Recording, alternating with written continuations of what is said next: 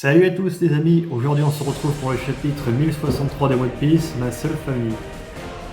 Alors ça fait directement écho à la famille de Charlotte Lelin, dit comme ça. D'ailleurs en page de couverture on voit l'île de Cacao, si je dis pas le comic, complètement gelée comme dans le scan précédent. Et là on voit du coup que Pudding s'est fait kidnapper, que Cracker a été gelé et que la sorcière, je sais plus comment elle s'appelle, elle est en pleurs. Bref, c'est la grosse merde sur Walt Cake Island. Et du coup, si ça se passe en même temps que la temporalité de One Piece, enfin de nos protagonistes principaux, et bien du coup ça veut dire que Aokiji a fait cavalier seul pour récupérer Pudding et que Barbe Noire a décidé d'attaquer l'eau tout seul, enfin, avec son équipage de base. Et bref, on en reparle un peu plus loin dans le chapitre. Donc du coup, hormis ça, bah, on est toujours sur l'île Deck, je crois, un truc comme ça, bref, l'île futuriste de Vegapunk. Où Vegapunk 2 leur explique un peu les fonctionnements des tenues, etc. Du coup, Luffy l'essaye, Bonnie l'essaye, c'est des petites tenues assez légères et tout ça, ça fait un peu penser aux tenues du Germa Double Six. C'est un peu dans le même style, c'est des tenues de combat, je pense. Il y a des tenues pour tout, j'ai l'impression là-dedans, c'est très futuriste. D'ailleurs, petite anecdote intéressante, t'as Jinbei qui est en mode tenue de plage et tout. Ok, il aime le mec, hein, tranquille.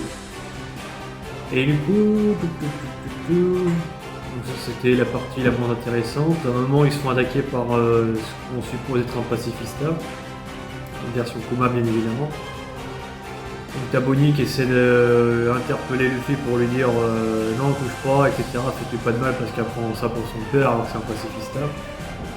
Ouais, parce qu'en fait, Luffy a un peu volé les tenues, fallait les payer tout ça, il savait pas, et du coup voilà, il contre-attaque. Bref, affaire à suivre. Moi personnellement, je vais pas vous mentir, je trouve pas ça très intéressant pour l'instant. C'est un peu du rondage avec l'autre chapitre en fait, et voilà. La partie la plus intéressante, c'est après du coup quand on voit l'eau se frotter un peu à l'équipage de Barbe Noire. Du coup, on voit Barbe Noire et ses officiers qu'on a connus avant l'ellipse. C'est-à-dire Van Augure, Burgess, Dokkyo, etc. Enfin vraiment la première team. Et on dévoile qu'ils ont tous des fruits démons, donc Burgess le fruit de la force, Van Augure c'est le fruit de la téléportation, Dokkyo c'est le fruit de la maladie, les autres après je sais plus, mais bref il y a tout ça. Et on voit évidemment Barbe Noire qui arrive et qui explique clairement que bon il est un peu choqué que Kaido et Big Mom se soient fait poutrer comme ça, mais qu'il veut récupérer les roues de poneglyphes, enfin du moins les copies, les roues de poneglyphes, de l'eau, Kid et Luffy. Ils étaient postés sur cette île en embuscade pour justement choper un détroit parce qu'ils savaient qu'une fois parti le détroit de Wano Kuni, bah, ils atteindraient cette île, l'un des trois. Donc là voilà, on est vraiment dans la saga finale où on va chercher le One Piece et on va les roues de poneglyphes. Alors est-ce que ça sous-entend que c'est Barbe Noire qui a le tout dernier roue de poneglyphes et que... Parce que si c'est le cas en fait, il y a juste à le poutrer et puis c'est bon, ils peuvent trouver le One Piece quoi.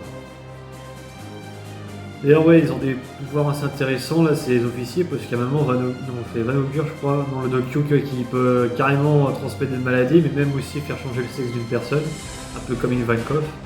Du coup on voit un moment un peu long en fait, c'est trop drôle et assez comique. Et voilà, c'est un peu près tout à ce que j'ai à dire sur ce chapitre. Il n'y a pas grand chose à rajouter, c'est un chapitre un peu de transition. Mais bon, c'est clairement l'arc de Barbe Noire, en tout cas, on voit ça comme ça. Et voilà. Bon, sur ce les amis, je vous dis à plus pour une prochaine vidéo. Ciao!